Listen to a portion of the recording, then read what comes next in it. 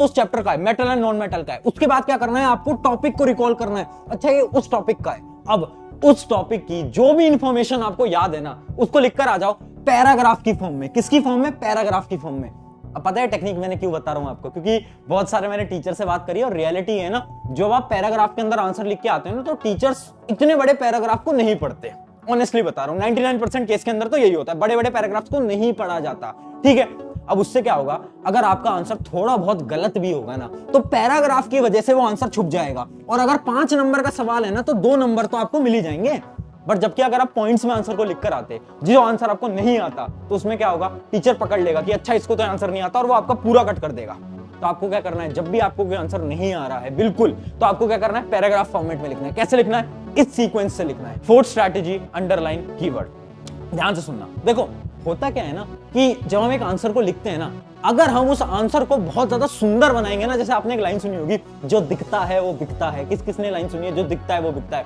उसी प्रकार से अगर आप अपने आंसर को थोड़ा सुंदर बनाओगे ना, तो नंबर मिलते हैं। अब यहां पर मैं ये बात नहीं कर रहा कि एक रेड पेन ले लिया, ब्लू पेन ले लिया, पिंक पेन ले लिया, वो सब नहीं करना। देखो मैं क्या कर रहा हूं, जैसे कि इमेजिन करो ये आंसर है यूजेस ऑफ नॉन मेटल। देखो मैं क्या करूंगा, मैं यहां पर कीवर्ड्स को मार्क कर लूंगा। जैसा पहला पॉइंट क्या है, hydrogen is used in hydrogenation of vegetable oil. मैं क्या करूंगा, मैं इंपॉर्टेंट कीवर्ड को मार्क कर लूंगा, जैसे कि हाइड्रोजिनेशन ऑफ वेजिटेबल ऑयल, यह है इंपॉर्टेंट कीवर्ड। सिमिलरली दूसरे पॉइंट को पढ़ो, क्या है दूसरा point, hydrogen is used in manufacture of ammonia, manufacture of ammonia.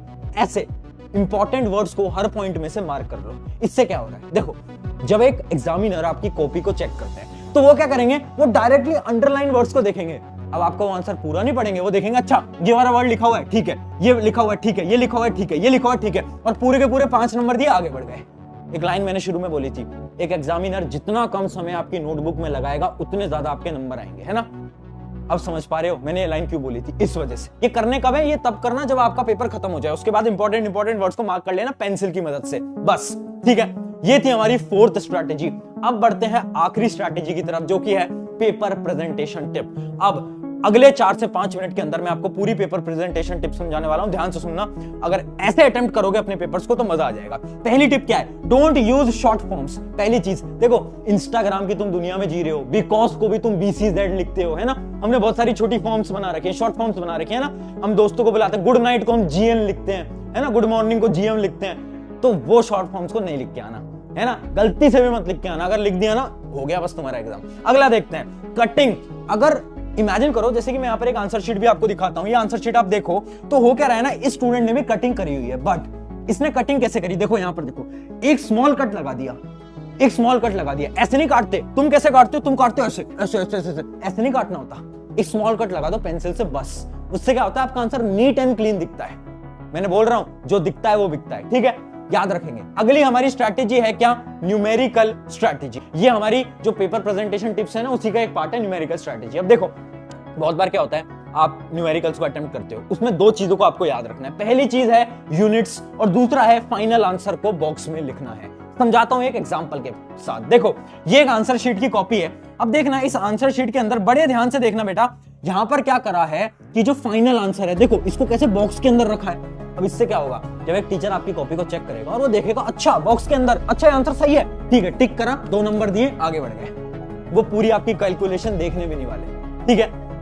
तो अगर आप फाइनल आंसर को ऐसे बॉक्स में रखते हो ना, तो टीचर डायरेक्टली आंसर देखेगा, आगे बढ़ जाएगा, नंबर नहीं कटते, ठीक है। उसके बाद देखो दूसरी चीज क्या है, यहां पर आप देख रहे होगे 6 एम्पियर लिखा है। एम्पियर क्या है, यूनिट, यूनिट। जैसे कि अगर आपको कोई आंसर है 10, तो उसको पूरा लिखना 10 मीटर, 10 सेंटीमीटर।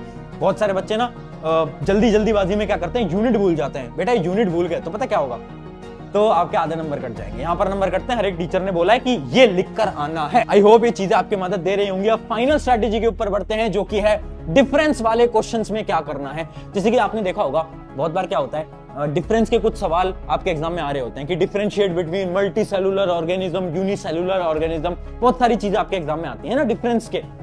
अब उन डिफरेंस के क्वेश्चन में एक एग्जांपल से आपको समझाता हूं आपको करना क्या है। देखो ये है आपका पहला डिफरेंस, देखो ये पहला डिफरेंस आपने लिखा, और उसके बाद है सेकंड डिफरेंस जो कि यहां से स्टार्ट हो रहा है। अब ध्यान से समझना, इन दोनों के बीच में एक लाइन का गैप है, 1 लाइनर गैप है, और ये बहुत इंपॉर्टेंट है। क्यों? क्योंकि देखो अब आप देख रहे हो तो आंसर कितना सुंदर लग रहा है ना, देखने में कितना सुंदर लग रहा है ना। और तुम क्या करते हो, तुम बिना लाइन छोड़े यहीं से ही सेकंड पॉइंट डाल के लिखना शुरू कर देते हो। उससे क्या होता है, आपका आंसर उतना अच्छा नहीं दिख पाता, ठीक है। और जब आंसर अच्छा नहीं दिखता, टीचर को पढ़ने में दिक्कत होती है, तो थोड़ा बहुत नेगेटिव इंपैक्ट जाता है। हमें क्या करना है, हमें टीचर के ऊपर कोई नेगेटिव इंपैक्ट नहीं डालना। उससे पता है क्या फायदा होगा, अगर आप ये सारी पेपर प्रेजेंटेशन टिप्स को फॉलो करोगे ना, इससे फायदा ये होगा, अगर आपका कोई आंसर थोड़ा बहुत गलत भी है ना, तो टीचर वहां नंबर नहीं काटते। और ये रियलिटी है, मैं बहुत सारे टीचर से बात करता हूं, वो बोलते हैं अगर एक स्टूडेंट ने मेहनत से आंसर लिखे हैं ना सारे, उन्होंने पेपर प्रेजेंटेशन को अच्छी तरीके से रखा है, तो कभी कभार कुछ रॉन्ग आंसर्स को भी हम टिक कर देते हैं, मतलब आधे एक नंबर दे देते हैं, ठीक है। तो ये चीज बहुत ज्यादा इंपॉर्टेंट है। ये हमारे डिफरेंस में आपने देख लिया, एक गैप आपको छोड़ के चलना है। इससे आपकी सारी की सारी पेपर अटेम्प्टिंग स्ट्रैटेजी क्लियर हो चुकी है। कैसे लिखना है, क्या क्या चीजें फॉलो करनी है, सब कुछ बता दिया है। एक चीज याद रखना, इनको अपने board exam, school level exam, competitive exams में फॉलो करो, बहुत ज्यादा मदद होगी। 5 से 10 नंबर ऑटोमेटिकली इंक्रीज हो जाएंगे। ऑन दिस नोट, शुक्रिया एवरीवन। अगर आपको वीडियो अच्छी लगी है तो अपने एक दोस्त के साथ शेयर कर देना, ताकि उसकी भी मदद हो पाए, या फिर अपने क्लास ग्रुप्स के अंदर शेयर कर देना। शुक्रिया एवरीवन, मेरा नाम है प्रशांत, मिलते हैं नेक्स्ट वीडियो के अंदर।